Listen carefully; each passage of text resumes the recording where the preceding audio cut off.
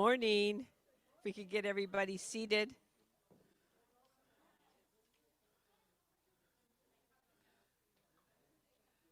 My husband was pointing out that for a little minute there was more men than women in the room. Woo! Woo! That's- oh, right. Hi, honey. Hi, I'm Georgia Neekin, and I'm one of the spiritual practitioners here at CSL White Rock, and it's so good to see you. And we're going to start off the morning with Heidi. Yay. Morning.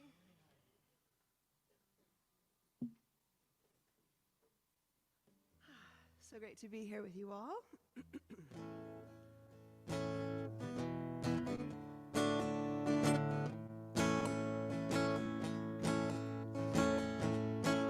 Oh, and a heads up, I'm still recovering from a lingering cough, so apologies in advance if I have a cough attack. Hopefully not while I'm singing. May all beings be happy. May all beings be at peace. May all be free from suffering, and may all be free from pain. Whoops. May all beings be happy. May all beings be at peace.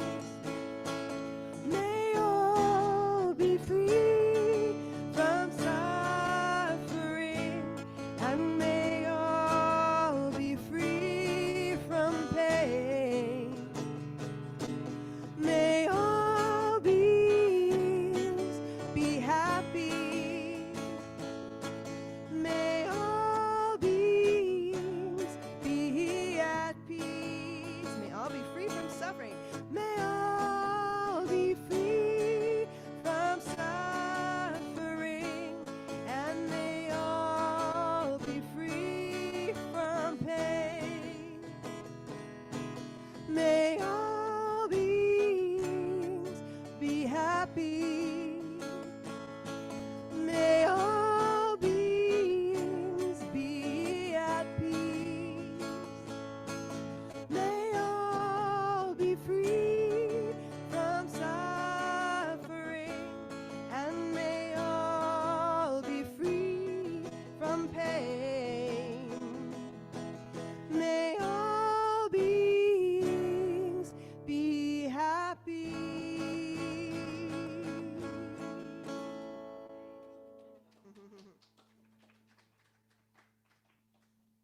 Thank you, Heidi.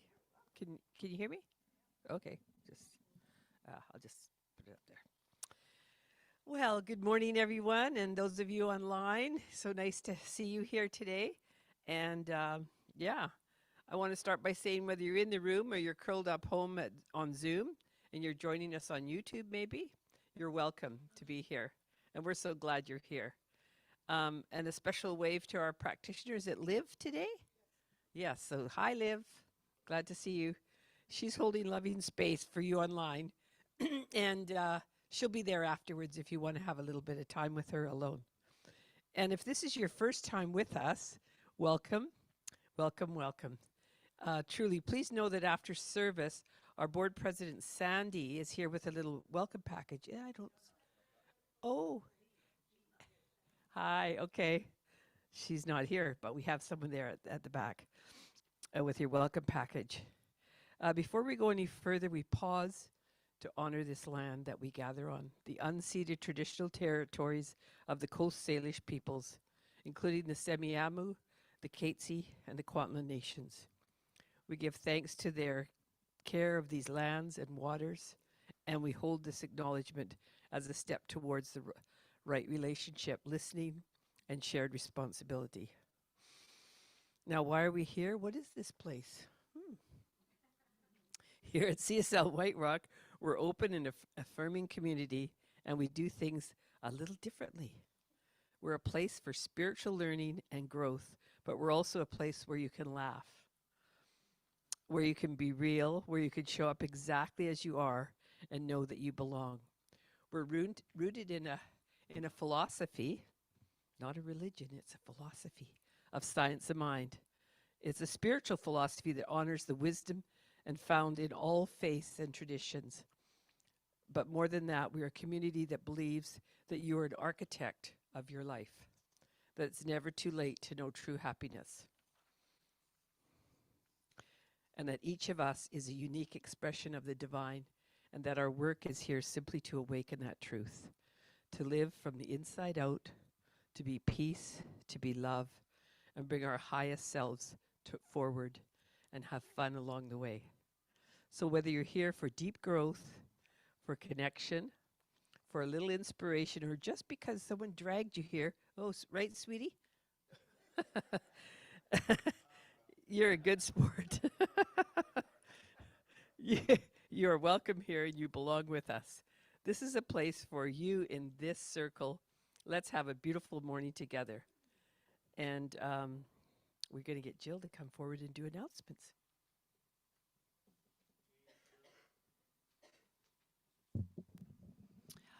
I love looking at your beautiful faces. Thank you for being with us this morning. So I'd first like to introduce Nancy because she would like to make an announcement.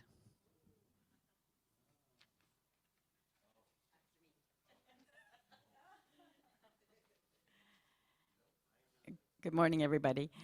A week or so ago, the fundraising committee had a meeting and we were brainstorming ideas, ways to make money, but also ways to have fun and have community and do things together. And we had so many ideas that we thought we really need two committees. We need the fundraising committee that's going to organize several events this year to raise some money that we can then share with nonprofits and other organizations. So I'll just briefly tell you what that's going to look like. We talked about having a Sunday afternoon concert in May with our very favorite singer, Ranch, sing. We talked about having a dance in September with an 80s band, a local 80s band with an 80s theme, which we thought would be a fun thing to do and to raise some money. And of course, we will have our 4th annual winter concert the beginning of December. As far as the social committee goes, we've had somebody volunteer to take care of that, and that person is Bob Foster, and I'm going to invite Bob to come up so he can talk about that.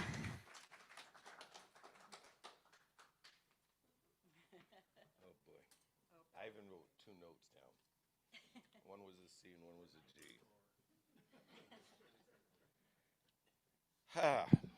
Hello, I am Bob Foster. I'm a new member to CSL. And I tell you, when you get a lot of impediments getting you to church or to the gathering and getting here and you're like, I just about said, I can't find a parking spot. I can't get going this morning. And I was like, and I was at that point where you're cussing and swearing going, I'm not going. I don't want to go. Okay? All right. No, it wasn't Shar at all. It was Marley wandering off. If you have kids or grandkids, or yourself, and you get up and go, it really doesn't matter who it is. I got here, and I'm glad I did. Sometimes you have to fight a little harder to get accomplishments done. Then we got the fundraising committee, and I'm in the social committee. I know it's a bit typecasting because I'm Irish, but that's besides the point. Right. Please forgive me, whichever makes you feel more comfortable. Okay? There are social activities, we don't get the opportunities, and we might as well get to know the people that are right here beside us. And if you kind of know them or getting to know them, good. That's fantastic. That is community. And what we're building here has to get so big that it's hard for me to get a parking spot. Because when I was way the hell down there coming up, I know you guys wouldn't do that, but I did. I own it. Okay? But I'm stomping up here and I'm like, you're so determined to get up there because you have to talk to the people about creating a social committee, card playing together, games, pickleball. We were all kind of coming up with just fun ideas for us to get together. It's great when we come here on Sunday and we get together and we sing and we praise and we listen and we learn. What is the social part of it? Well, you can whisper to your neighbor, but you'll probably get one of these. Shh. Not from me. I'll just go like, just being honest. But that's what we need to do, is to get the people in our community, where are they in their life? What do they need for encouragement? Yes, we have our great and wonderful speakers that come into us, and I appreciate it. But each and every one of us has to give about each other, not just ourselves. Was I getting in a crank about getting here and getting dressed and getting up the hill and parking far away? Yeah, I'll own that. But once I got in here and I just held on to that chair as hard as I could and grounded myself and go, why am I here? Because this space makes me feel at home. Now, I'm taking names, or if you have ideas for social things you want to do, I'd really like to hear them. I don't need big commitments, but if we're putting something together, help me out with that. Because if we can't help each other, we're not helping ourselves, because it's just a selfish endeavor to be the best. And that's competition. We don't need that. So thank you for listening.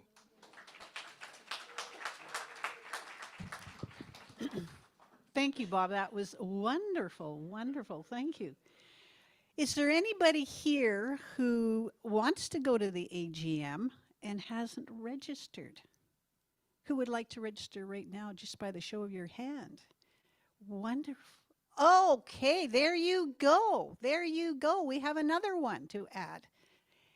Oh, yes, and we have Marlene over here as well. Did you see that, Nancy? Fantastic. Great, great. So that's wonderful. So the AGM is next Sunday, and we're all looking forward to seeing you there. And if you can't be there, you have a proxy you can fill out. Miss Diane has one of those you can fill out, so it'll be good. It'll be a great meeting. And I just went out of order. Yay! Today, after our gathering, we're going to have Sunday conversation. We're going to talk about the talk, which will be with Reverend Terry and the practitioners. So please join in it. I'm very sure it'll be very good. Won't it, Reverend Terry? Yes, yes, very good. Okay, and on Zoom, the book club, March 30th with Rhonda. So if you'd like to join that, it's March 30th on a Monday night, and the Zoom link is on the website. And once again, every week, our Sunday gathering at 10:30 and meditation 3 times a week, once online at 10 o'clock, and then 10 o'clock here on Sundays, and then at 8 o'clock in the morning on Tuesdays on Zoom with Reverend Tamara. Oh, now we have a new announcement. I like new announcements, and I'm just going to bring Michelle up to make that announcement. Thank you. Have a beautiful day. Thank you, Jill. So on Sunday, April 5th, we're doing another Songs for the Soul singing circle. So we're starting something called Sound Healing Sundays. And we started that last month with the sound bath that we had with Heidi, which was fabulous. And we're doing another song circle with Heidi, Nathan, and I in June. But before that, on Sunday, April 5th from 12:15, it's just going to be an hour. We're just doing simple, easy chants. We're going to sing together, and it's just by donation, and it's here after service. So I hope you can join me before you rush off to your Easter events. So thank you. And I'd like to invite Diane up for meditation.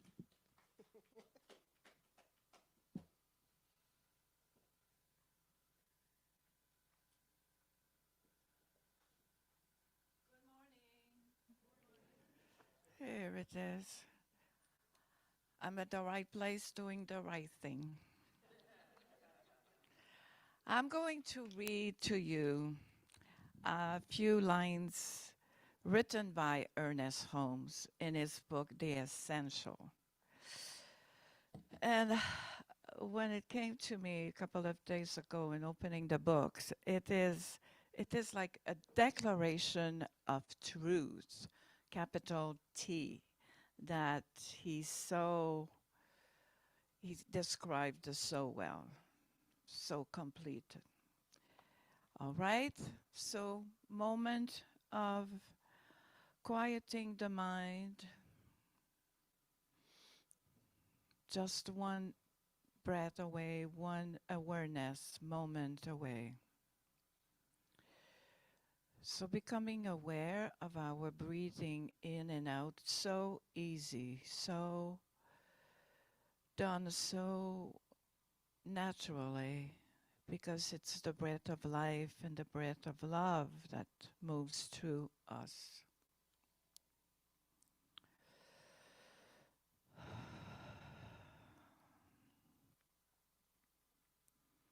I am a center in the divine mind, a point of God conscious life, truth and action. My affairs are divinely guided and guarded into right action, into correct results. Everything I do, say, or think is stimulated by the truth. There is power in this word that I speak, because it is of the truth, and it is the truth.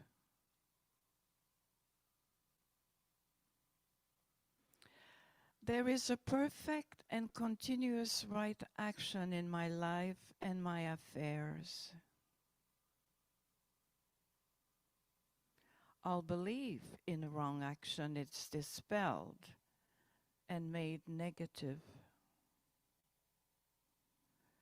Right action alone has power, and right action is power. And power is God, the living Spirit Almighty. Let's breathe in this truth here.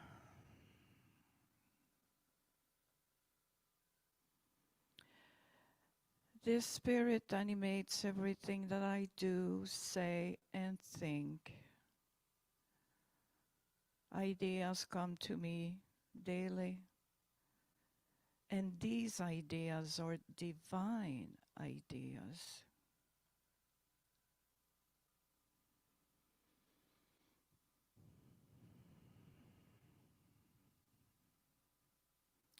They direct me and sustain me without effort.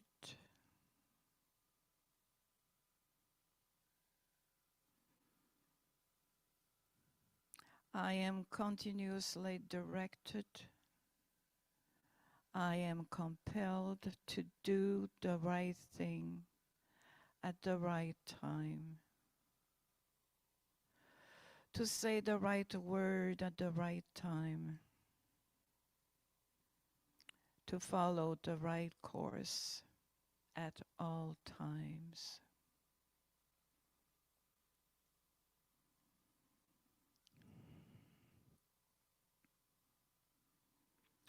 All the suggestion of age, poverty, limitation, or unhappiness is uprooted from my mind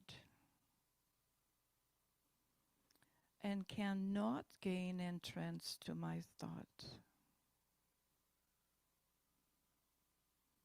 I am happy, well, and filled with perfect life.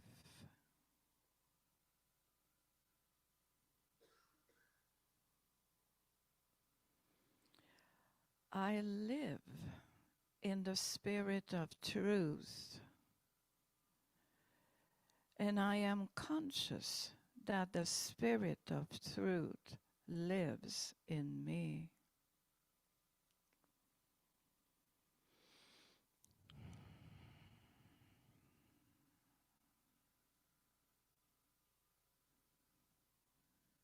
My word is the law unto its own manifestation, and will bring to me or cause me to be brought to its fulfillment.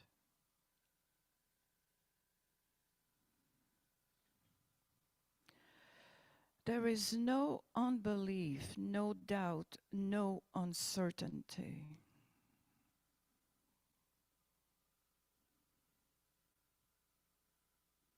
I know, and I know that I know.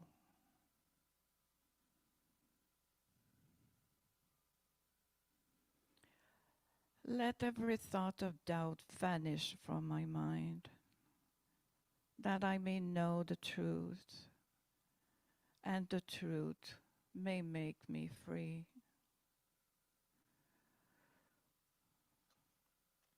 So let's sit a few seconds with those words of truth. I'm bringing gratitude, gratitude in our heart for knowing, deep knowing of this truth.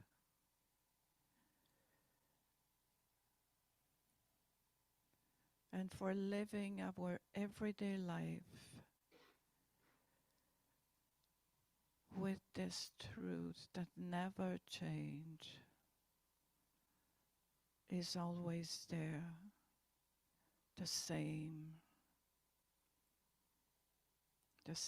truth.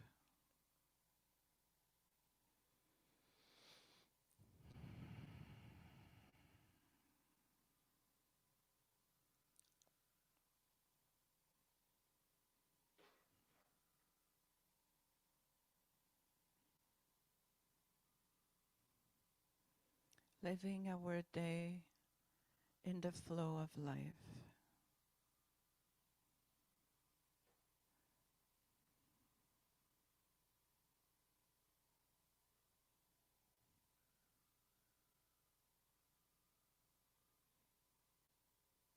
In the flow of life, in the flow of divine love and spirit.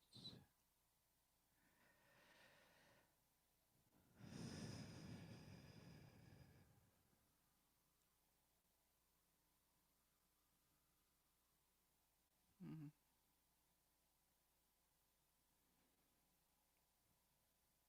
So we'll keep our heart open with curiosity,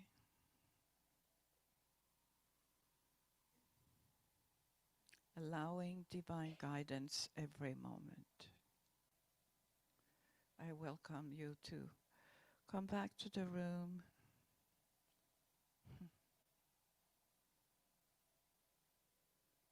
Namaste.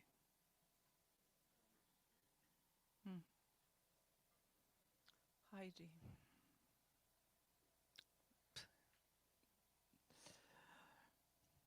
Thank you.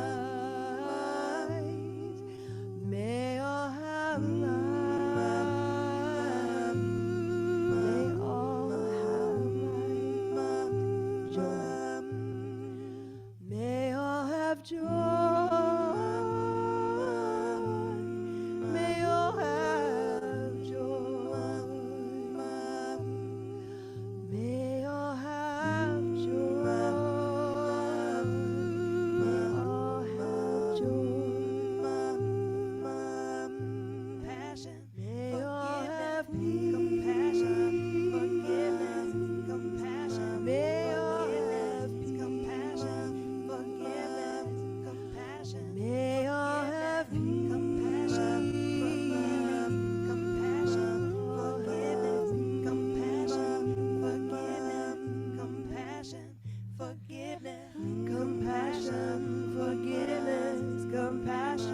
forgiveness, compassion, forgiveness, compassion, forgiveness, compassion, forgiveness, compassion, forgiveness, compassion, forgiveness, compassion, forgiveness,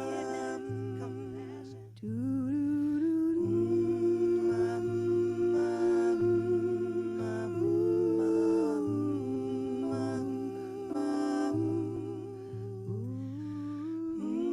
forgiveness, compassion.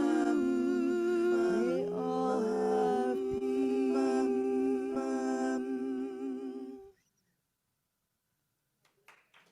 Thank you.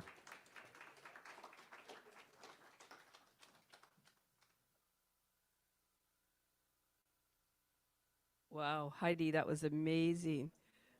Do you have any gigs going on right now that you want to share with us? Oh, oh, nice.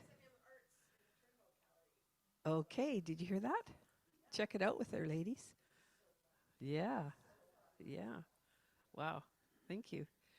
Well, I have the privilege of introducing our wonderful speaker today, my long-time mentor and friend and leader that we had in our center for almost 20 years, I think it was, yes.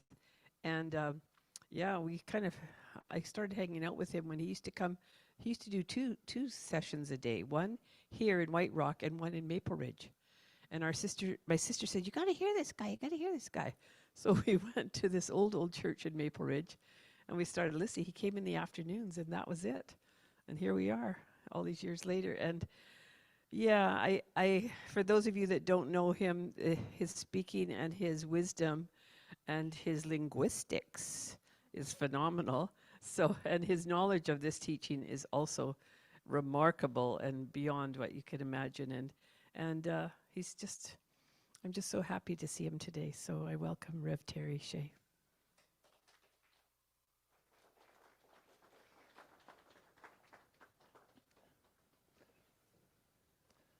Thank you, Georgia. Thank you so much. Am I turned on there, Michael? Okay. Well, then there's that.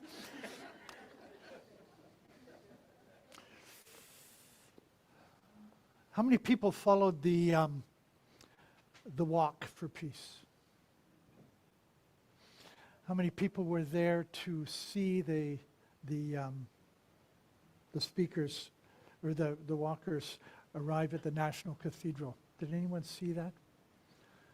It was quite a thing.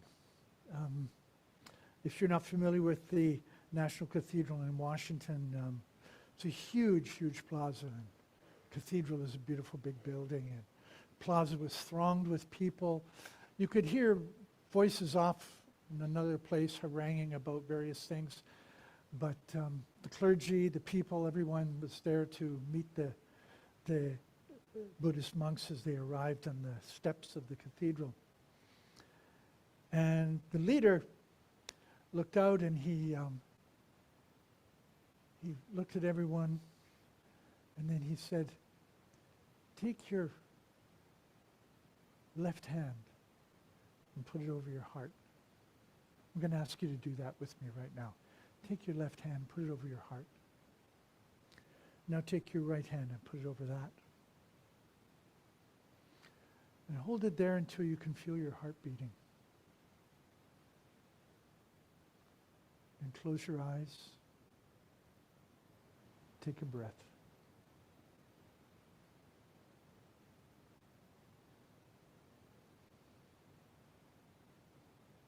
And then take another.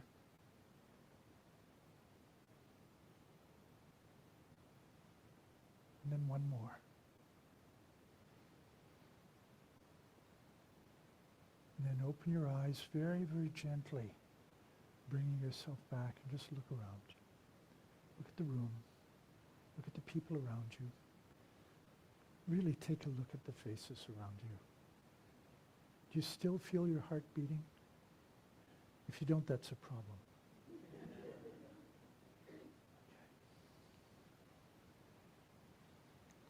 I hadn't planned on starting like that, but Heidi's music just led me to that moment of being aware of our personhood. And that's my talk today, is really about personhood. Before I put it all together, or while I was putting it together, Reverend Tamara said to me, "Reverend Terry, do you think you're a bit of a fundamentalist?" I said, "Oh, absolutely. I'm absolutely a religious science fundamentalist." And I feel quite confident and comfortable in doing that because I actually understand that our philosophy is completely devoid of ideology. And that's important.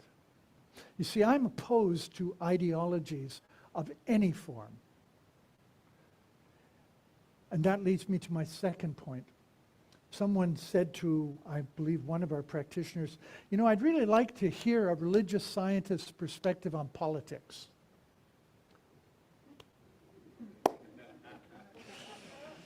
I said, okay, here we go. And as I said to Nancy, it's good that I do this, because if Tamara does it and you don't like her, you'll never come back. If you don't like what she said, you'll never come back. If I say something and you don't like what I say, you'll never invite me back. And that's fine, right? So I want to begin by telling you a story. It's a story you're very familiar with.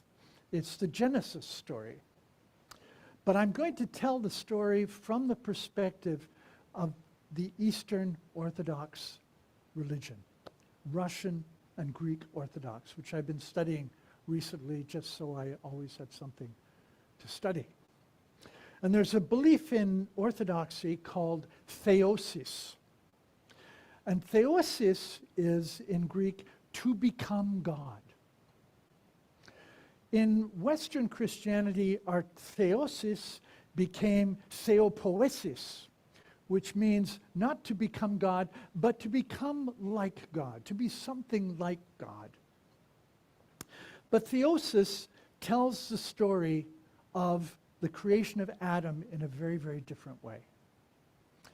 It says basically that this energy, which is the divine, which Ernest Holmes has called divine mind or source or good or whatever the names are, we have it. It is a formless and ultimately unknowable thing.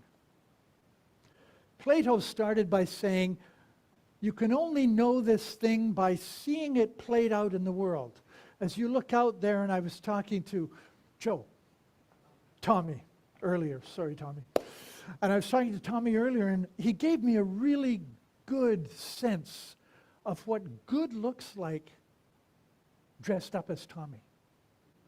How it shows up in him as an expression of the big good that ultimately I can never really know, but I can know it as I recognize it in every one of you. And that is the essence of what, out of which we are all created. In other words, that's the God that said, I'd like to have some people on the planet, and so I'm going to start doing that. Boom. And so he starts doing that out of his energy, and he creates Adam. But because that essence, which is God, is all that Adam can be made of, there's a great story where scientists say to God, we've learned pretty much how to do everything on the planet, and we can create stuff, and we can make this happen, we can make that happen. So actually, God, you've become redundant. And God said, whoa, wow, that's big news. Could you maybe tell me, or show me how you create? And so the scientists go, oh yeah, sure. and he reaches for a handful of dirt. God says, whoa, whoa, whoa, get your own dirt. The important message here is this. When creation began, there was nothing for creation to be made out of except that which created it. Thomas Troward is brilliant in saying, that which is the creator contemplated itself and out of itself created everything that is. So if Adam is the creation of that essence, then Adam is that essence. And so he had a job. And in creating Adam, the job was, you are to become me. You are to become God in expression. Not like me, but you are to be me in expression. And Adam, and the Orthodox believe this is the sin of Adam. Adam forgot his job. He got mesmerized by the garden and the wife and the blah, blah, blah, blah, blah, and all the stuff, and he forgot what his job was. And he got mesmerized by the ideology of what he thought he was to create. Now, this is where it gets interesting. We are, as descendants of a Christian tradition, along with the Jews and the Muslims, we are called the people of the book. Do you know what I mean by that? We are the Bible is the book. We are the people of the book, all three of us. Just like Adam forgot his job, the book became an expression of how Adam was living or not living his job. And it looks like this. There are two major messages that are in the Bible. One of them is an ideology, and the other is the worship of that one thing, that one essence. The ideology of the Bible is the reason why so many of us have problems reading the Old Testament. Because the ideology is simple, and it has existed from day one right up until the present, and it exists in all of us to this day. And that ideology is tribalism. Right? Think of this. There's Adam and Eve. They have 2 kids. So now there's 4 people on the planet.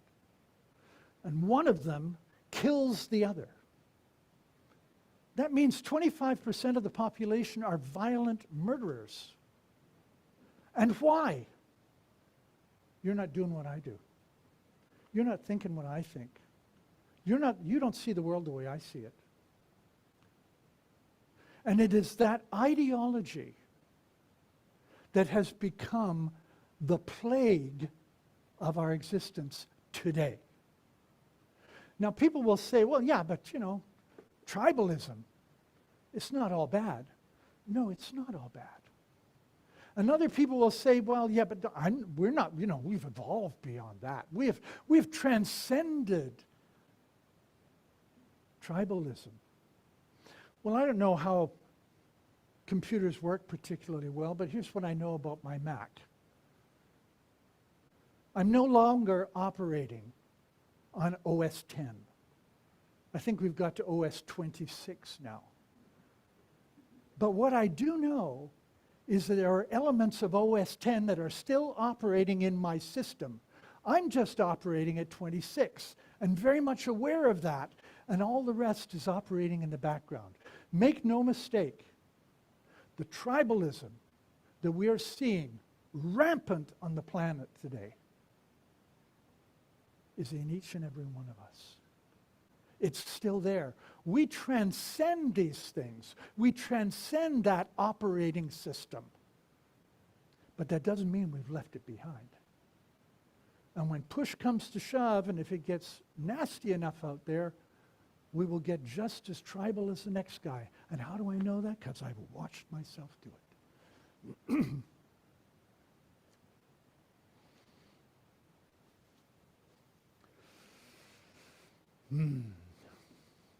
Personhood.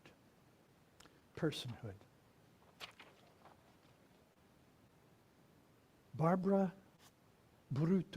Bernice Bruto. She's a philosopher, spiritual teacher. She is one of the inspirations of this book, Ilia Delio's book, The Not Yet God. Remember, if God is asking us, if that being, that essence, is asking us to be it, then I'm the first person to admit I haven't made it there yet. I am not yet that. And Bruto says this: we can build a world together only if we're becoming persons together. And this is where my idea of personhood comes from. This call that is within us, not to be humanity, not to be an individual, but to be a person. When a public figure says, "That's good, I'm glad he's dead,"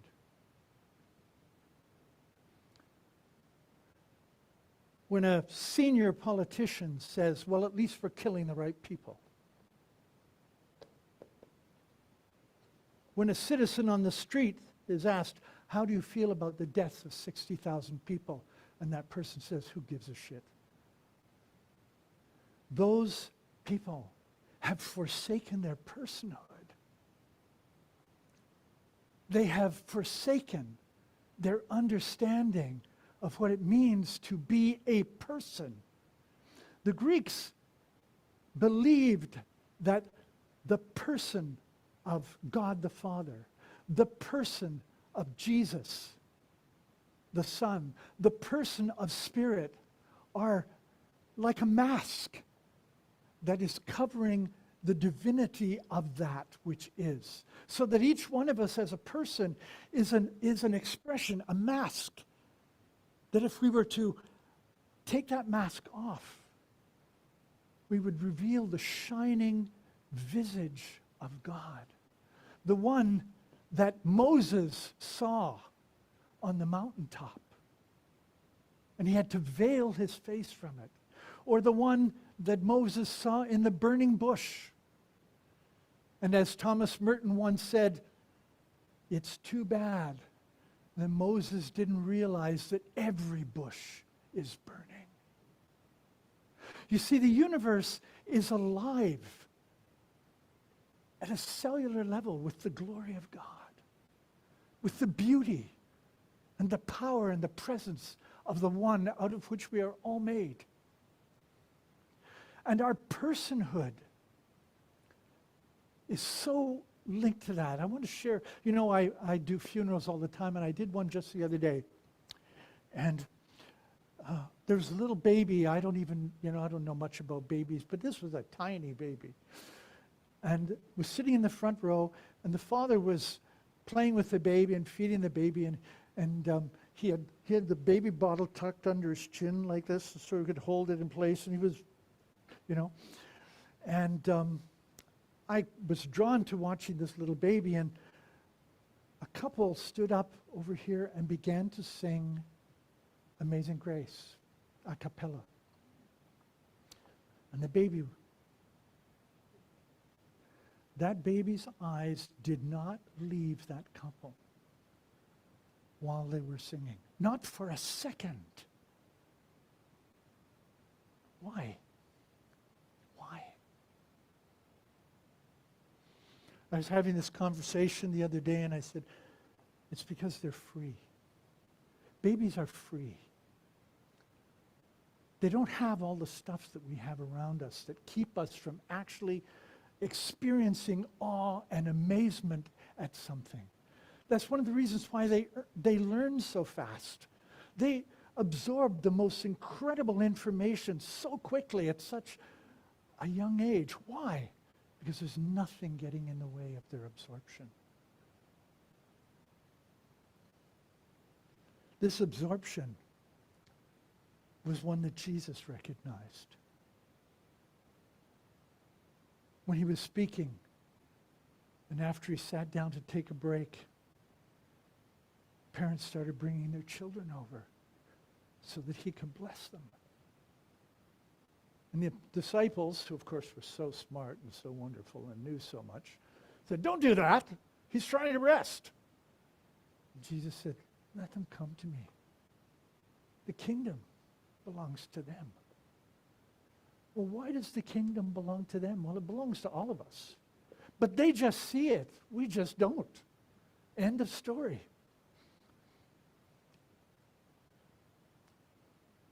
Our personhood is the point of departure for all the good that is. And it's the only place to start from. One of my favorite movies is a movie that's very old now, Jack Lemmon, and I can't remember who else is in it, but Jack Lemmon is in it anyway. He's the big guy, and it's the most important guy. The movie is called Mass Appeal. Jack Lemmon is an old pastor, not that old, but a very revered and important one in a big parish, doing a big job, and blah, blah, blah. And he takes on the tutelage of a young seminarian. And this young seminarian is like most young ministers, and I remember being this way. They want to kick over the traces and make everybody change and teach people how to do the things that they should be doing and give them an ideology and make sure that they behave themselves. As Paul said, the minister who gets up and opens up his Bible and gets himself all sorted out and then closes it and goes to sit down. The elders say to him, "Why did you do that?" And he said, until they start doing what I told them to do last week, why should I bother telling them more? Well, that's a good way to get going. But here's what finally Father Farley, another good old Irishman, says, "Mark, I've been trying to get my people to like you. But maybe I'm going about this in the wrong way. Mark, do you like the people?" And Mark says, "Oh, yes, Father, I love them." "Mark, why do you love them?" He says, tearfully, he says, too, because he's sincere. "They're my family." And he says, "Yeah, but Mark, why do you love them?" He says, "I love them for what they can be." And Father Farley goes, "Oh, Mark, love them for what they are. Love them for what they are." Now, this is not an idle kind of heartwarming, nice little sweet story. We are to love one another for what we are, no matter what that looks like. Man, oh man, there are people out there I find very difficult to love. And I'm sure you feel the same. But we do not have the option. Our personhood argues against it. Our personhood argues against not loving another person.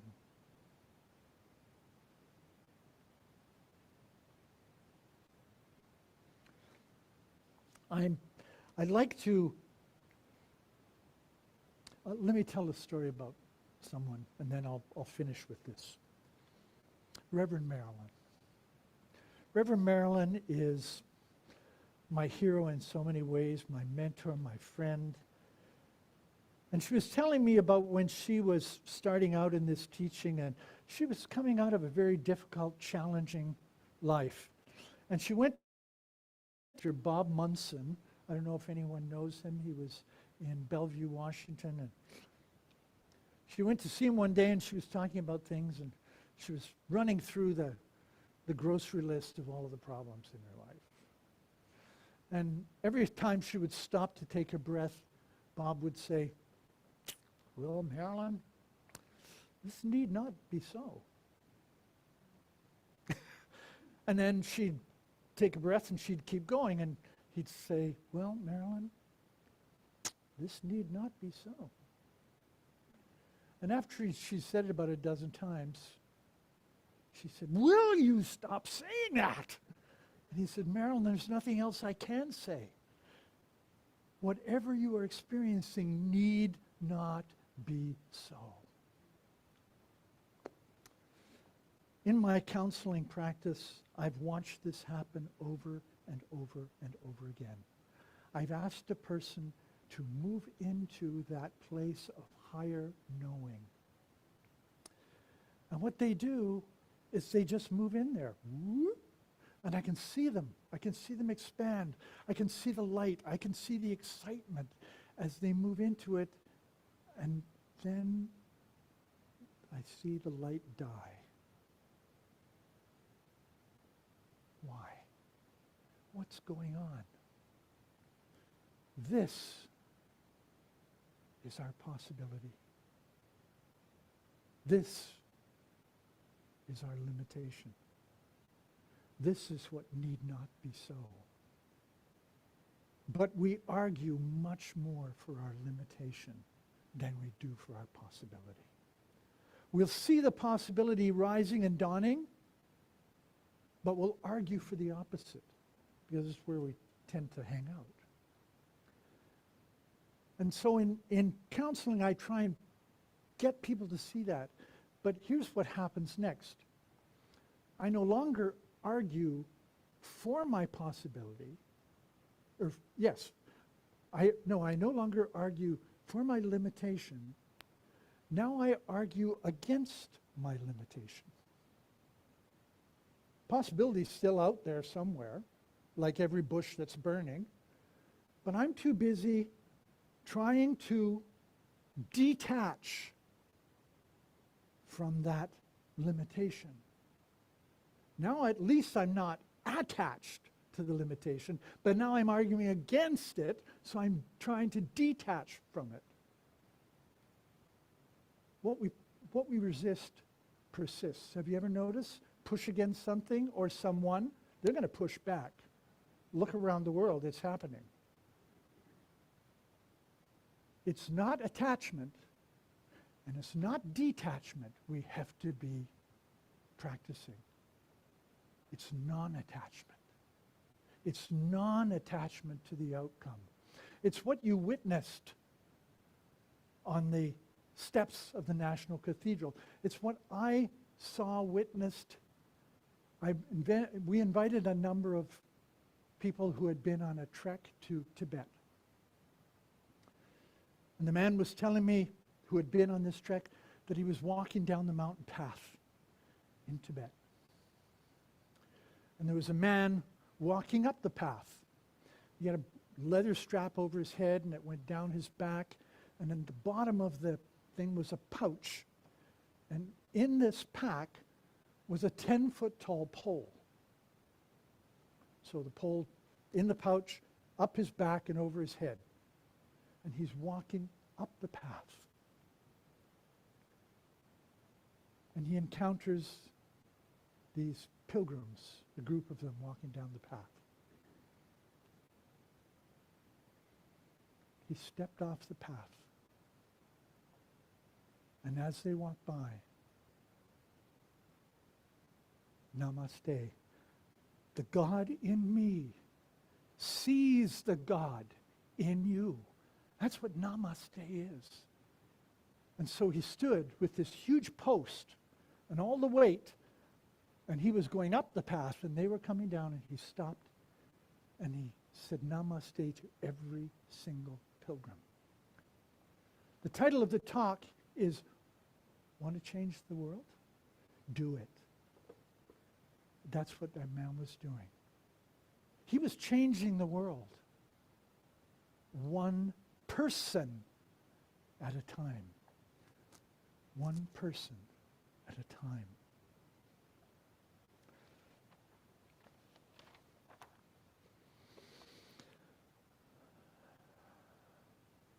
Marshall McLuhan, a famous Canadian, said, there comes a time when we know that we must make a change. But he said, what comes up for us is what I will call the rear view model. And it looks like this.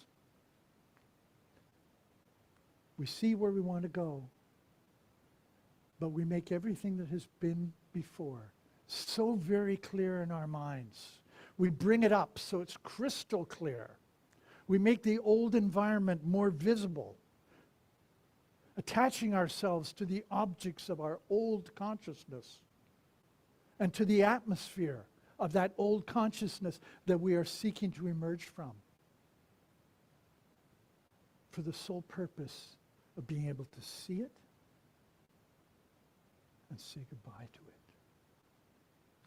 That's where we are. As difficult, as challenging, as frightening, as distressful as where we are is, we are seeing what we are leaving behind so very clearly. So very clearly. So that we can move to our greater good.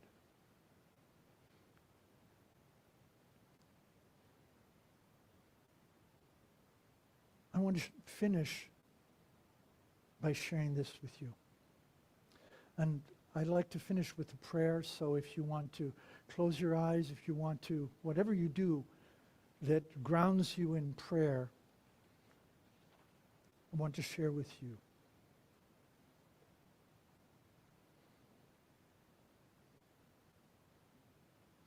The Spirit within me, which is God, the unknowable, nameless, timeless, unknowableness of the essence of life itself. The living Spirit is perfection, wholeness, and peace. It is guidance, perfect peace, complete wholeness, absolute perfection.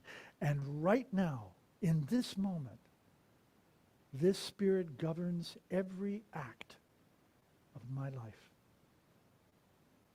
It surrounds me with light in which there is no darkness, no gloom, no heaviness, and no fear. In this light I live and move and have my being. And this light dispels all darkness. Being that divine thing which individualizes in me, it is entirely individual, personal, and unique. I am the expression of my own complete self, my own divine personhood. And there is no barrier and nothing barring my perfect self-expression. So ends the lesson. And so it is. Namaste.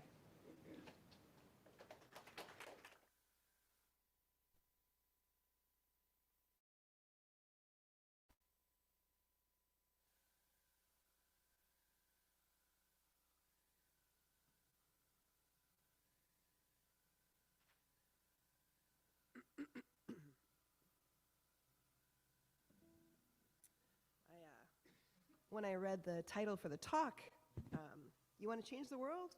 Go do it.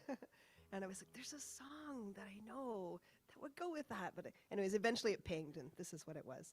I learned it last summer, written by a bunch of songwriters who came together at a singing camp. And they put this song together for all of us. So you'll pick up the words. And it's got some call and response. Gather your courage. Gather your courage into your heart. When we're together, we can start. Let's try that. Gather your courage into your heart. Into your heart. When we're together. When we're together, we can start. Everybody show up. Everybody rise up. Your turn.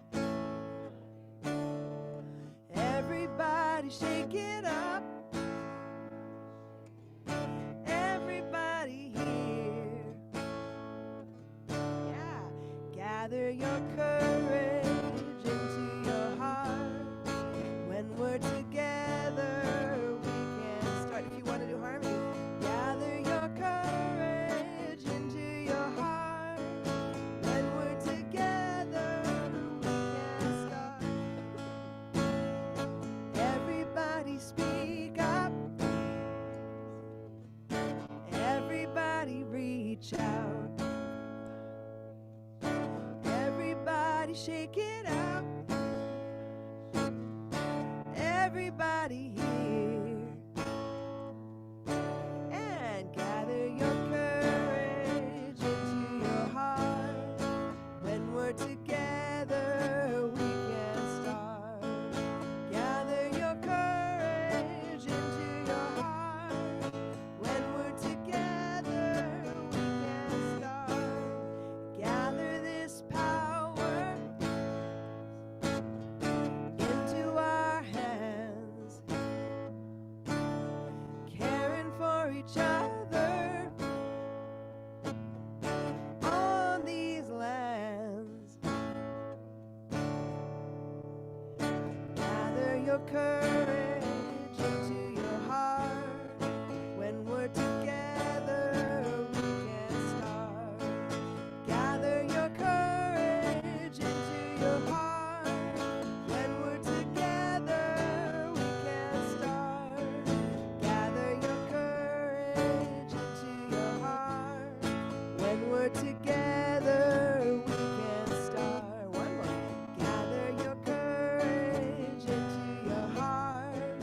When we're together, we can start. Thank you.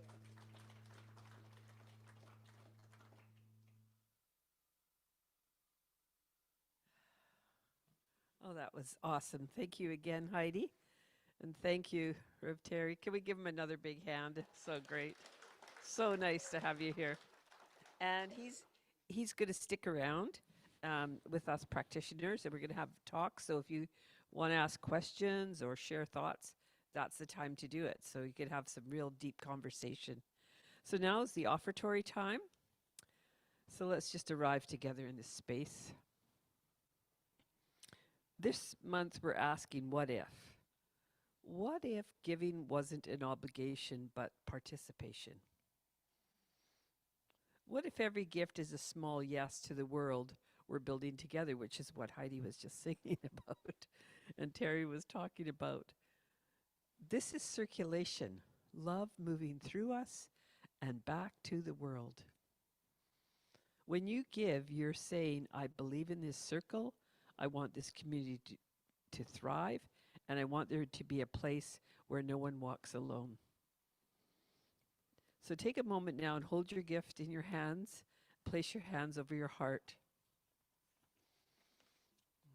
and bless it. Not as money leaving you, but as love circulating through you. And same online, if you have that space in your time, just hold your heart right now. Now, if you see in your mind's eye something good you're longing for in your own life, feel it as though it's already here. And hold our beautiful center in the same loving gaze. See us thriving. See us filled with people. See us as your spiritual home, a place where no one walks alone. This is what we're building together. And let's repeat after me. With a grateful heart, I share my good with this beloved community. As I give, love and abundance flows through me. Our center thrives. I am blessed. I am a blessing. And so it is. Thank you. Can we have the ushers come forward and pass the baskets?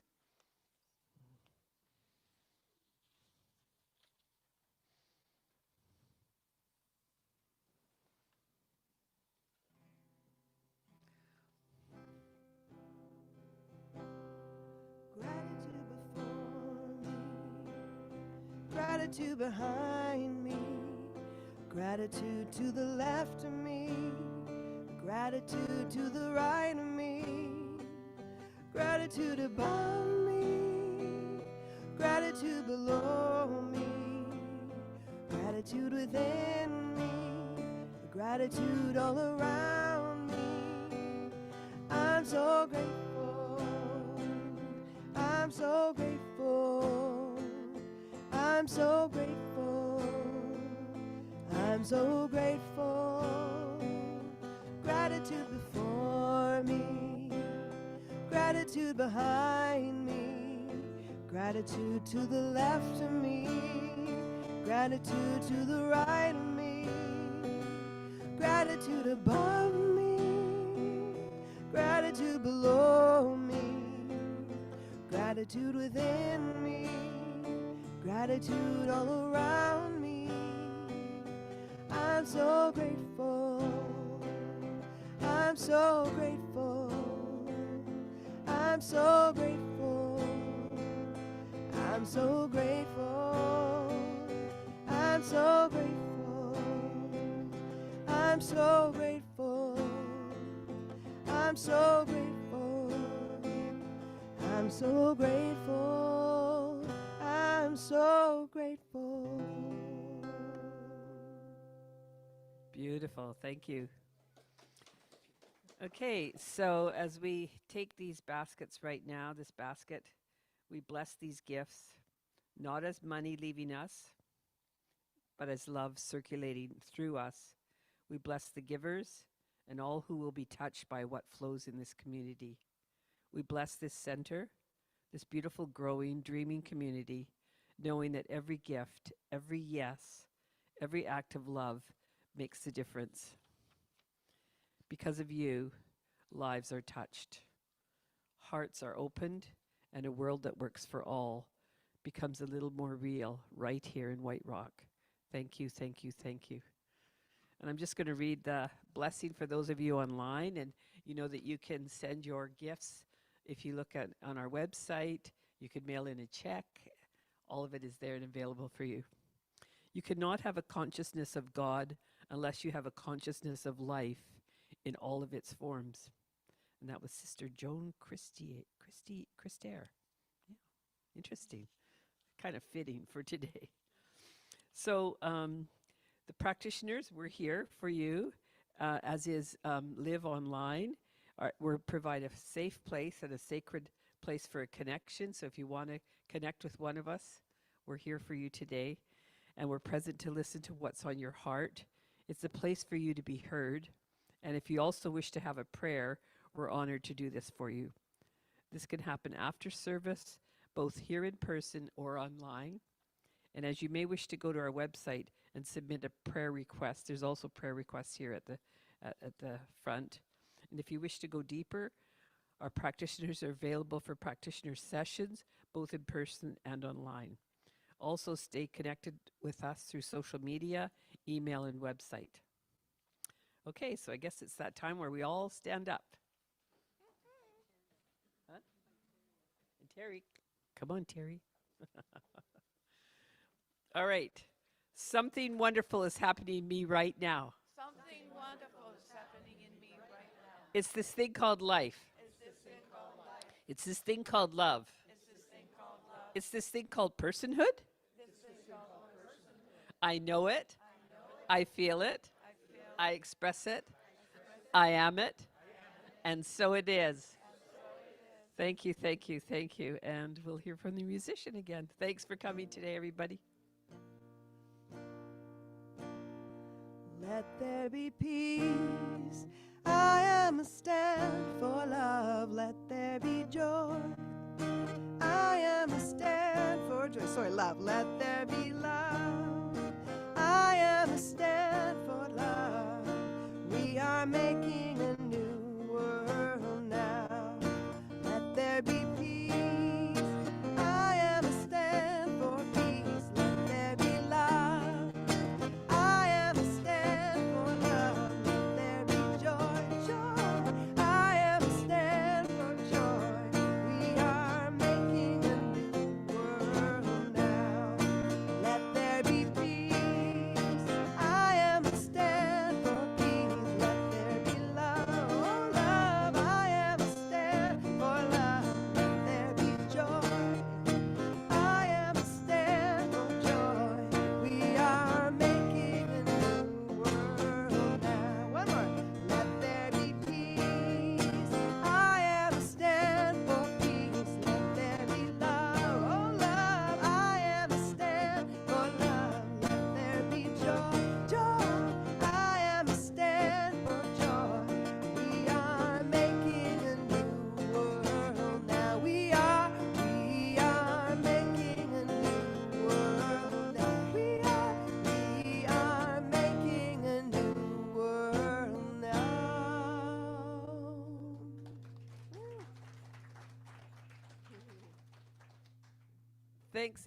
Thanks everybody for coming. And if you want to stick around for the talk, we'll be here.